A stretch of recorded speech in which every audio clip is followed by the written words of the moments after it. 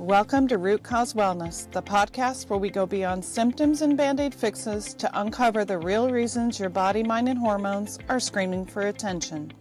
Your host, nurse practitioner Jenna Darnell, and certified nurse midwife Heather Witters are pulling back the curtain on mainstream medicine, sharing honest conversations, and bringing you evidence-based, no BS information so you can heal deeply. Whether you're dealing with fatigue that won't quit, hormones that feel like a roller coaster, gut issues, infertility, or you just know something is off, this is your space. This is Root Cause Wellness. Okay, so a podcast on all things hormones. Yeah, I think it's the perfect topic to start with because so many of the people we're working with are just wanting to talk about hormones and how they can really optimize their health and feel fabulous. And that's one of the things that we work with the most. Yeah, and I think there's you were talking about the study that came out earlier that kind of gave everybody kind of like fear mongering and people on how hormones can be scary. And FDA lifted the black box warning on HRT therapy recently, and that just kind of validates what I feel like we've known all along. Yeah. You know, hormones can be super beneficial and longevity too. So. Yeah. So hopefully it's going to get more mainstream that people are prescribing hormones because if you think about that 20 years since the Women's Health Initiative came out and they were connecting all these scary things to hormones inappropriately, inaccurately, but like millions and millions of women who suffered through perimenopause and menopause that didn't have to. So it's time to really change that pattern. Yeah. And I feel like what do you feel like when you're talking to women? What is the biggest complaints that you feel like people are, suffering with? Mhm. What are these symptoms that you feel like you hear the most of? I feel like, especially in younger women, younger, I want to say in 40s, late 30s, even Yeah. and 40s, is the sleep disturbances and brain fog. I think those are the big ones that I'm talking to, like my friends who are kind of in my age group. That's what they're saying. And sometimes aren't even connecting it to perimenopause. They just know they feel like crap and they're not sleeping. Yeah. Irritability. Well, I think irritability. Mm, I mean, again, that. if you're sleep deprived, it's like chicken or the egg thing, what came first. But Yeah. I mean, irritability is a really common one too. And oh my gosh, progesterone can be Yeah, amazing. it's magic. Yeah. And how many women, I think I've told you this before, but when I was seeing women in clinic before, but how many women came in with the exact same line that I want to kill my partner and I don't know why. And it's that. It's just you're irritable, you're progesterone. I mean, maybe he's a jerk too. There's that. But sometimes you're like, well, I loved him 10 years ago. I don't know what's going on in it. Yeah. So, Yeah, I think I think there's something to as far as, maybe preventing perimenopause from happening, in your mid 30s. We will talk on other podcasts about this, but like cellular well-being, like, if we have systemic inflammation, then your body's ovaries, aren't going to be able to produce the amount of hormone that they need to. Mhm. So kind of, maybe hormones aren't the answer to everybody. Maybe we can kind of even go farther than that, but certainly if, they can help you get there too, Yeah. though. Yeah. So many lifestyles, ways that we can balance hormones while we're still making hormones. Because for sure, there comes a point, like every woman will go into menopause. That's just a fact of life. If you live long enough, you're going to go into menopause. Your body's not going to produce the hormones it used to. But when you're young, like you're saying in your 30s and 40s, we can do so much lifestyle wise to optimize what our body is producing. I think, we've become such a sedentary kind of life. We just don't get out and move as much as we should. And the foods we're eating are depleted of the vitamins and minerals that they used to have and, grown in these depleted soils. And people are just, we're busy. And so we opt for these highly processed foods that have a lot of they cause systemic inflammation. They cause all kinds of problems downstream. And so it's like, kind of figuring out where to start with people Mhm. to get them feeling better. But It's true. And how many of those, like, it's a toxic world, whether it's the food we eat or the things we put on our skin, and how many of those chemicals affect our hormones. They affect, every part of our cellular health, but many of these chemicals are estrogenic. And so they're mimicking estrogen, but not in a good way, not in a healthy way. And so, those with phytoestrogens. Yeah. I think so. And so See, much of that's topical. Like we're putting this on our body with like the shampoo and the skincare and all of those things that we don't even realize it. yeah. Do you know, so like when people, so we've got these things that like tofu, for example, they're high in these types of estrogens, but they're not Mhm. actually estrogens.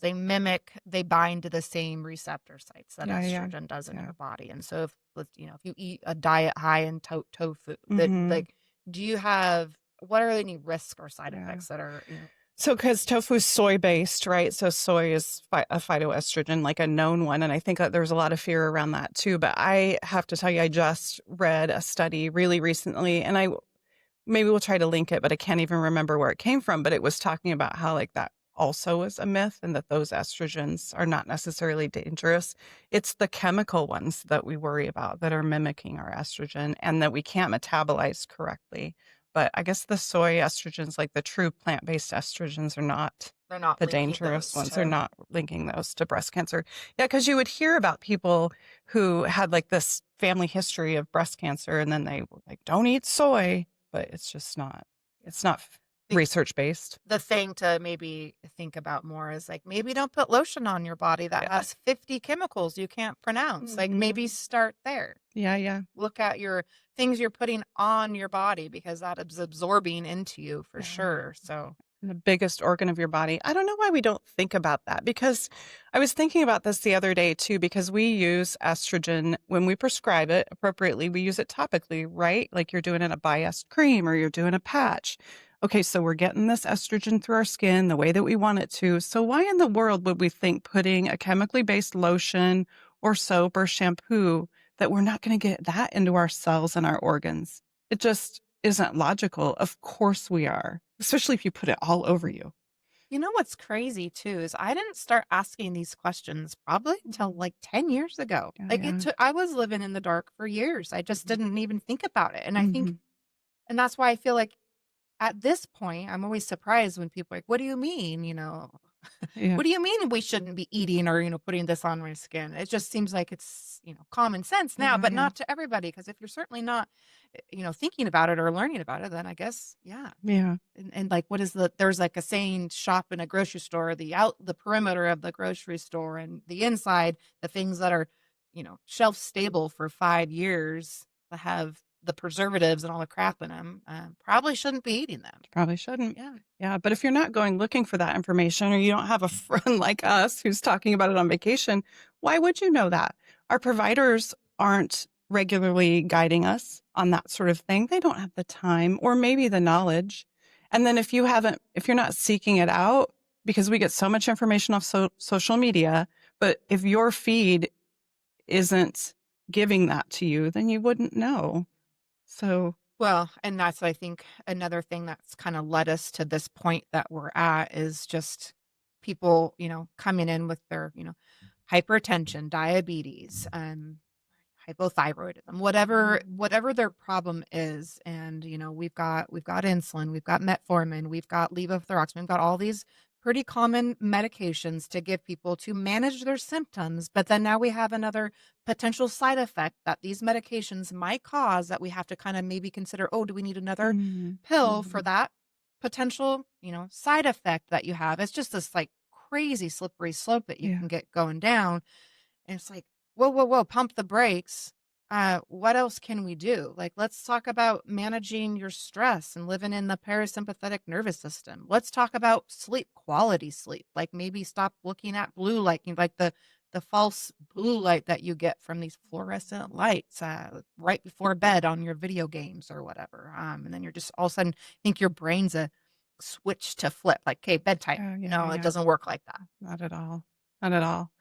And that kind of makes me think it goes back to the hormone thing when you talk about women who go in, or men too, but you go into your provider with a certain symptom, such as mood disturbances, sleep disturbances, and how often we don't even consider, because she's whatever, 39, we don't even consider it might be perimenopause. Maybe we need to look at that. And maybe we get an antidepressant or we get a sleeping pill. And then we've just masked these symptoms and we aren't doing anything to address it. So, I mean, that's another reason just to consider hormones as an option because maybe you need a little replacement. And then you can avoid those prescription medications. Well, yeah, let's talk about that even like Mhm. maybe more. So perimenopause starts generally around I mean, I think we assume it starts in our 40s, but they're saying it can be as early as 35. yeah. So, And what's happening hormonally at that point? so just huge fluctuations, right? I feel like perimenopause is just like a roller coaster is the description for it in my mind because it's up and down and it's all around. And that for me is an example or the reason why it's not great to just do like a spot serum blood test for hormones at this point, because not only do they change day to day, week to week, but like even throughout the day, it's a roller coaster. So I'll have women come to me and say, well, I had my progesterone estrogen tested last like 6 months ago and it was fine, but that doesn't really tell us the whole Well, story. especially if they don't have a uterus and so aren't cycling, or they have an Hmm. IUD and so you're not able to get it in the correct time frame of their Yeah. cycle to truly get that baseline. So yeah, we use something in clinic that's called a Dutch test, that can give all kinds of great information and look at cortisol levels and looks at metabolites and how your body actually breaks down and processes these hormones so that you can truly find like where's the dysfunction actually happening at in your body and then treat that. And Mm. so just a better picture, way more accurate. And so I think there's just some really cool tests that exist out there that Mm. we have access to now. Yeah, yeah. And two, just taking the time to listen to women and men, sorry.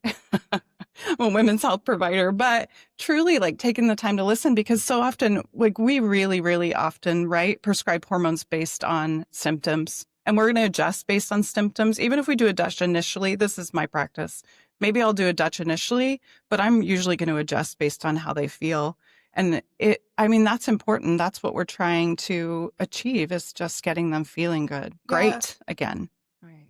And there's no clear, as far as what I've been trying to find, there's no clear guidelines that say you have to, once you initiate hormone therapy, that you need to be checking hormones every 6 months, a year. There's no guidelines that exist Mm-mm, out there. mm-mm. You'll have providers that truly live off of, the lab values and they adjust off that. You'll have other providers that maybe don't even want to draw on period ever to get a baseline, There's I think something to say for both of those methods, and they're not, either one is not right or wrong. I think it Mm. truly does depend on the person. If it's obvious that, their symptoms are so hormonal and their age, everything lines up, and I do think ruling out other things is smart practice, though. I mean, like, let's rule out that this isn't thyroid causing your depression, or insomnia. Let's rule out some obvious, things with basic lab work, but get that done to make sure you don't have another underlying problem. Then, yeah, you can just start seeing how you feel with some hormones. Yeah. So, usually, what would you say? Like, perimenopause, progesterone, I think that sometimes, like, if they've been into perimenopause for a little while, adding a little bit of the estrogen in there can super help. Mhm. I agree with that. I think there's a lot of people that progesterone is just the thing at first. That's all it really takes. It gets them sleeping, it gets them feeling a little less irritable. But I agree with you. I think sometimes you need, especially for the brain fog piece of it, I feel like estrogen makes a big difference. In my mind, it just kind of wakes up your brain a little bit. So Well, brain fog and a also, libido too. like Alzheimer's and dementia are kind of being tied to this early decline of estrogen that's available to your body. And I mean, there's a lot of things that you can tie into estrogen or to Alzheimer's and dementia, but that's one thing that I've been reading a ton about is it is a growth hormone. It is like kind of like the vitality hormone, and it is Mhm. like your source to kind of youthfulness. And it starts, if it declines earlier than it should, and for too long. And remember, so go back and say what you were talking about as far as like all the things. Well, maybe talk more about that study that you were talking about, the poor study Oh, that was yeah. done. We were talking about the WHI, so Women's Health Initiative, and it was a huge study. And it came out in like 0102. And so a lot of stock was put into it because it was such a huge study, but it was released early and inaccurately in the way what they were telling us about hormones. So they were telling us that hormones maybe were contributing to increasing your risk of breast cancer, cardiovascular disease, stroke. But then so women's, millions of women's women went off their hormones at that moment. Right. Like they just stopped, and Yeah, their doctor's like, oh, prescribers this is we not just stop. safe. This is dangerous. Yeah. But then come to find out that study was super flawed. Like they were starting with older women, so like older than 65, who probably already had risk for those things. And they were using kinds of hormones that we're just not using right now. Like we're using bioidentical hormones. These are plant-based. These are made to mimic the hormones in your body. And that's not what they were using in that study. So now we know better. And so finally the FDA has caught up with what a lot of like functional and alternative providers were already figuring out and already seeing. So Yeah, it's encouraging. It's a good time to be I think it's a good time to be in the healthcare field because it was super defeating and frustrating. I'd say, gosh, 7 years ago, this is something that I've just known deep down in my soul. Like, this is not like healthcare, what it was, as far as like, you know, what you would go to the doctor with this problem, they'd give you a pill, you'd go home, follow up in 6 weeks or whatever. That was never healthcare to me. That was sick care. And so, like, looking at, I feel like there's this mass kind of effect that's happening. People are kind of all getting on board with, no, I don't accept that as the standard. Mhm. I know I want more and I deserve more, and they're seeking out, that's, I feel like, that's how we get our clients, is people are like refuse to accept the answer of, oh, here's an antidepressant for your, anxiety and depression. Mhm. Yeah. Follow up when you need to. Yeah. And I love that. Like, it's so nice to see people advocating for themselves. And, you used to get kind of put down or, made to feel ashamed if you went in and asked specifically for the labs or what you felt like you needed. That, your provider's like, did you Google that? Like, but now I'm like, yeah, she Googled it. And I'm so happy that she did, because the women are educating themselves. People are educating themselves and asking for what they know their body more than we do. 100%. We need to respect that. Yes. And I still to this day, like, you are your own best advocate. No one else is going to advocate for you like you can for yourself. So the more you know about your body, like, I feel like, if I was to become president, like, I don't know, you'd need to go back into school, grade school. There should be learning more about their bodies. People don't know the basic functions. A lot of times, like, what do my kidneys do? What does my liver do? Like, just very basic. And I feel like that is the key to kind of, I guess, understanding what should be happening. And, prevention comes in there too with lifestyle. Holy moly. Can we also please teach children to balance their nervous systems? Oh my gosh.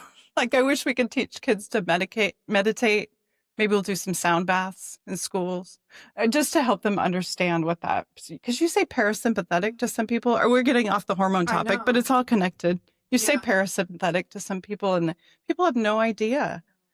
There's a good book, and I think we'll maybe pull that to another podcast, because you recommended it to me, and I'm just now reading it. So, Good Energy by Casey Means. And it's all about, it goes down to cellular level mitochondria, but like, good energy and bad energy, but like just the basics of a parasympathetic versus your sympathetic. So fight or flight versus rest and digest. And I think there's a lot more coming out with how important that is, and to your basic function. So I think truly healing and feeling better is as simple as literally managing your autonomic nervous system, like managing that, and eating well and moving your body. It really can be as simple as that. Yeah. But then you get, obviously everybody's got their own life, and with life, we all know. We live in real life. With life, stress happens. You get to choose how you react to it, though. You get to choose your reaction to it. Crappy things happen to people. 100%. We see, we've been in this field long enough that there's nothing that anyone could say to us that wouldn't surprise us. Yeah. But we also need to learn how to cope with that stress and keep it from becoming a chronic situation where you're always living in that stressful state, because the rest of your body doesn't function correctly. You're fight or flight, right? So your whole body is focused on that, on defending itself, dealing with the stressful situation, which means you're not digesting properly. And then I always go back to too, like, you're not going to be able to reproduce. Like, so many women can't figure out why they can't get pregnant, and they live in this stressful state. And so really, parasympathetic is rest, digest, and reproduce in my mind, because you can't reproduce if you're living in that state either. So Yeah, we gotta. Yeah, and I think there's probably, I mean, again, not to get too much off topic, but the tools that people, we have counseling available, and I love counseling. I mean, that is a profession that is, I think, underrated. They can be super helpful, but there's also, I mean, something that might be coming legalized. I don't really know. We're following it kind of, but like psychedelics, there's types of things that for therapy have been shown Mhm. to kind of open up these pathways in your brain that are blocking you from the ability to actually heal. And so there's some exciting things I'm hoping that gain traction, but obviously they're not legal yet. So, Yeah. But we're learning more and more about neuroplasticity, and that's what psychedelics are kind of being shown to do. Like it helps you actually rewire your brain. So can we just do a bunch of podcasts on that? oh, Because I there's think so that's many a things to huge, say yeah, about that. that's a whole nother, that's one Yeah. in individual. Yeah. Well, let's go back to hormones though. So we talked about progesterone, how it's like great for sleep, anxiety, insomnia, all those things. Okay. And then estrogen's really great for like brain fog, energy. It makes you like your husband a little better Mhm. too. How about testosterone? I kind of want you to dig into this because I haven't prescribed a ton of testosterone, a little bit. I do think it's really underrated, especially for women, because I think we are always given testosterone to men and we kind of discredit how much it can do for a woman. Yeah. And I guess I don't need to speak about personal experience because I've prescribed it so many. I can kind of use little bits of patients, kind of experiences. I can say that, and depending on where you're at in your age, but testosterone can really give you I mean, it is an energy boost and it really helps with brain fog. I feel like that's probably the biggest thing actually with testosterone. And I would never prescribe testosterone alone. It would never be just testosterone. It would be, okay, so I feel like we're in a good spot with your progesterone and estrogen, but we still have room for improvement with a few things and they're lacking the libido or the energy. Then I'm like, okay, it's time now to introduce some testosterone. And then, of course, we always, with anything, start low, see how you do. But oh my gosh, testosterone for women can be amazing. I think probably the biggest thing I hear though are pellets. So we got some women that have had pellets placed in the past, and I guess those are the ones I probably see are the ones that are like, yeah, I didn't like that. Didn't That like didn't it. help me. Maybe for initially it gave me, energy boost and the libido was great, but then either, like I developed jaw acne or my hair started falling out, and then I lost all energy. And they're supposed to be usually about 3 months that they're good for. So I think we can control it. We can finesse it really good with just a topical, testosterone and really kind of just give each person this individualized like plan Hmm. basically. So it's not a one shot. I mean, everybody gets a different formulation. Everybody gets just depending on what they need. Yeah, completely agree with you. Yeah. I have the same idea about pellets. Like, I just don't think that's a good way to dose testosterone for women because of that exact thing. It's like once it's in, it's in. Like, you just have to wait it out. If you don't like the symptoms, you can't adjust that dose. So I completely agree. It's got to be Well, finessed. and we're not. And I think, with men, then I prescribe a lot of injections. So testosterone cypionate, like something that they'll do an intermuscular injection. And for men, where men have a fairly stable, hormone cycle. They're waking up, their testosterone's pretty much stable. Women got lots of different hormones and they're fluctuating all throughout the day, all throughout the cycles. And so we're not trying to, you know, raise women's testosterone levels to teenage horny days. Right. We're Yeah. just Yeah. trying to give, menopausal women or women that are lacking, they don't want to have sex. They have no interest in sex and their energy is still not great. Like we're just giving them a little bit. And Hmm. I can just say that I have had so many women respond so well to testosterone with progesterone and estrogen that it's just it's so awesome to do what we do and Yeah. have women come in and then you just kind of make their life just like Hmm. they say those things to you. You're like, oh my gosh, I feel so much better after Hmm. coming to see you. And like they didn't know what life could be. It's Yeah. just extremely And even exciting. like getting tearful, getting emotional because they either nobody's listened or nothing's worked before, and to have them finally feeling good, like that's the whole point. That's the whole reason we're 100%. doing this. Yeah. Yeah. Yeah, I think, yeah. So that's a good, I think, hormone. I mean, I think there's a whole lot to be said for what can interfere with hormones. So, doing Dutch test on younger gals, in their 20s, where they're obviously their ovaries should be everything should be functioning as a well-oiled machine really at that age. If they're doing everything, if they're working out 3 to 4 days a week, they've got good muscle to fat ratio, they're managing their stress. And I feel like there is a lot to be said. We just talked about that, but that is something I see probably the most. The stress is impacting their hormones. Yeah. And so and trust me, when 20-year-olds come to you and they spend the money to do a Dutch test, they don't want an SSRI. They don't want an antidepressant. They're trying to figure out what's causing the dysfunction. So stress is huge. It's It huge. really is. It really is. Sleep. Yeah. It's all connected. So I do want to just make a little, I'm probably going to say this over and over in every single podcast we do because I want to talk about bowel movements. I want to just mention like how important it is too that all of those detox pathways are moving, like that you're also like you're using the hormones appropriately, but then you're metabolizing and you're getting rid of them too. And I don't know. It's just my soapbox. So whenever I'm running a Dutch, like while we're waiting for it, if they're not having bowel movements, we address that while we're waiting because I want like take some magnesium, get hydrated, like whatever the thing that we seem to need to address, but we have to be having bowel movements every day. because our estrogen breaks down and excretes through Yep. our bowel movements. So our liver is the organ that actually breaks down and makes it so that we can. So estrogen dominance. I feel like that term kind of gets a little bit of, you'll have people say, that's not an actual diet. There's no such thing as estrogen dominance. And all that means, I think that just speaks to perimenopause. That's just where you have a ratio out of whack. You've got your estrogen high, your progesterone low. But that's a big reason of why your estrogen can be high. It's because you're not pooping. Yeah. It's just sitting in there and you're reabsorbing it. Not just that, but all the toxins that you should be getting rid of through your bowel movements are just sitting in your body. And you're reabsorbing. So please. Gut motility, huge. Yeah. Please poop. Yeah. There's another thing. I mean, let's go down. I mean, the pooping, I can talk about poop for a while. It's so important. It is. There's like bowel training though. So people get used to not having a bowel movement, but once every 3 days. And now you're trained to have a bowel movement once every 3 days. So you actually have to work at getting a regimen down where you're doing it once a day is the minimum. Just going to say that, right? Yeah.